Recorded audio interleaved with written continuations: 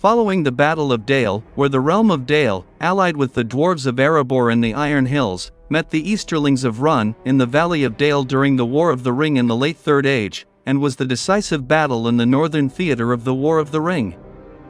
The Easterlings were initially successful, driving the Dwarves and Men back and besieging them for several days, but were later routed.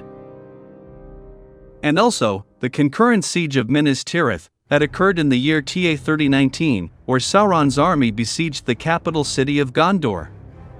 Nevertheless, the siege was broken, while it neared success, by the arrival of Theoden and his thousands of Rohirrim horsemen from the west. Ensuing immediately the Battle of the Pelennor Fields, that was the greatest battle of the Great War of the Ring, and indeed the largest of the entire Third Age, where major casualties resulted, including King Theoden and the Witch King of Angmar.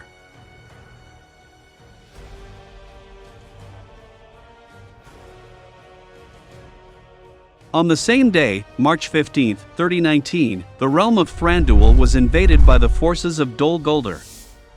The majority of the Orcs were sent to Lórien, with the remainder attacking the Woodland realm, trying to secure the Elvenking's flank. Easterlings were supposed to arrive and overwhelm the Elves, but they were occupied in battle with the Dwarves and Men at the Lonely Mountain. The Elvenking himself repelled the attack, and there was a long battle from which ensued a great ruin of fire among the woods. King Thranduil and his people emerged as victors, and he announced a new year of the Elves. Then there were 3 battles in the War of the Ring, that were fought between the Orcs of Dol Guldur and Mordor, and Lórien under the Lord Celeborn and Lady Galadriel, which took place in March 11, 15, and 22 of 3019.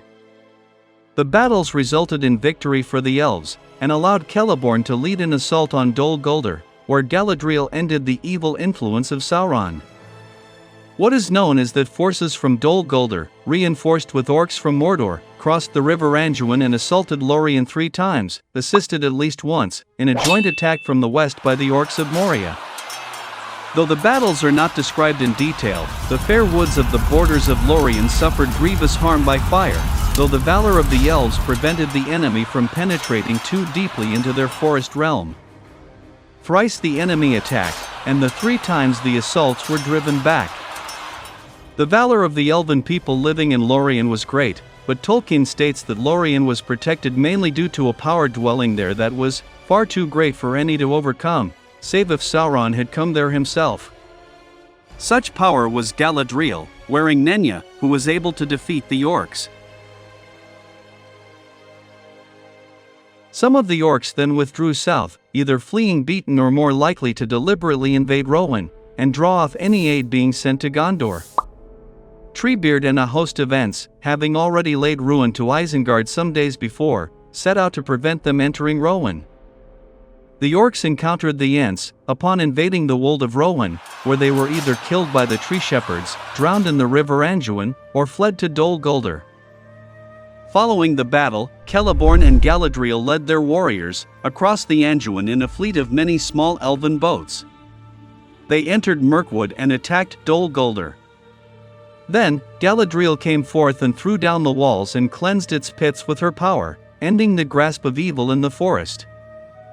As news of the victory of King Elisar down south reached the Wood Elves, Thranduil, who had recently defeated an army in the battle under the trees, met with Celeborn on April 6.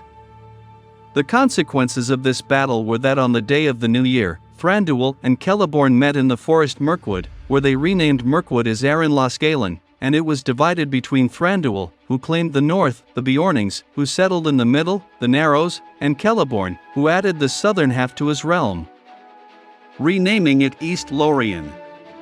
Despite these victories, the Elves began to dwindle and Celeborn himself departed over the sea during the early Fourth Age.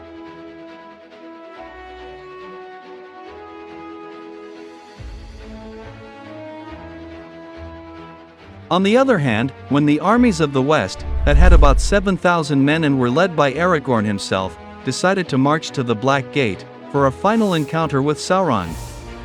Aragorn wanted to make Sauron think that he had the One Ring. That way, Frodo Baggins and Samwise Gamgee could destroy the ring, inside Mount Doom. But before reaching their destination, a last previous confrontation occurred during those days, before the decisive Battle of the Black Gate, and that was the ambush in Ithilien, that took place on March 21, 3019 during the War of the Ring,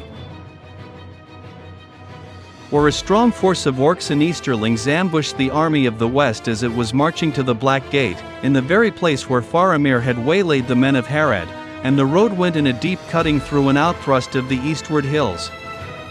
But the captains of the West were well warned by their scouts, skilled led by Mablung, and so the ambush was itself trapped.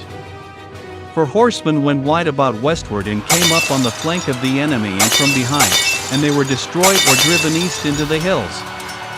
But the victory did little to enhearten the captains.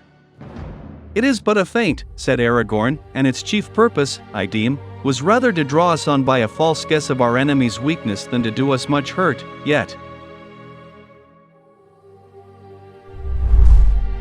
And from that evening onward the Nazgul came and followed every move of the army.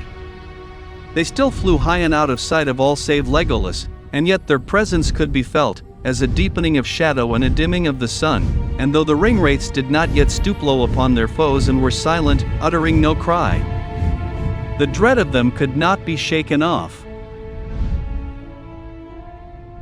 All this string of battles, some concurrent such as the siege of Minas Tirith and the Battle of Dale, where the Orcish and Easterling forces were defeated, until almost their total annihilation, left the lands of Mordor very unprotected, being the next objective of the united men of the West, led by Aragorn, with the purpose of creating a distraction and giving Frodo as much time as possible, so he can fulfill his mission to destroy the One Ring.